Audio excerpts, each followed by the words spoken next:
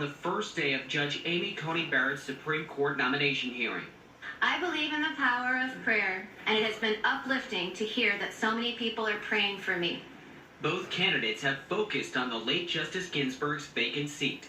It's about finally getting his wish to wipe out the Affordable Health Care Act.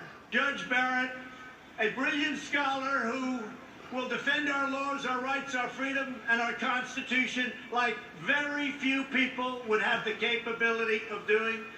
Both candidates are busy ahead of the election. President Trump has MAGA rallies at least the next 3 days in a row.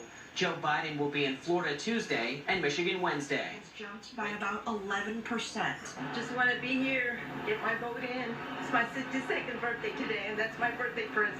Voters trying to beat crowds with COVID-19 concerns on their minds.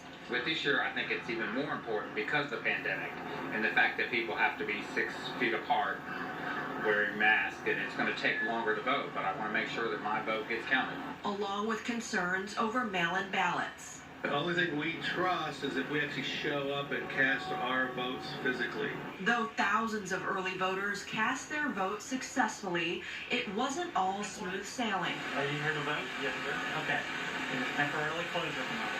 Tarrant County elections officials say a COVID diagnosis affected 3 early voting centers, one in Euless, one in Keller, and at the villages of Woodland Springs in Fort Worth. One of the poll workers that went to training on Thursday called last night to say I'm tested positive for COVID. So we decided that every poll worker that was in that class would not show up today just out of precaution until we know they're not infected.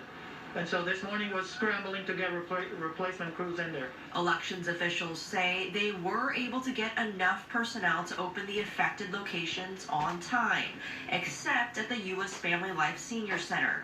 It opened around 11, frustrating some voters who had lined up early.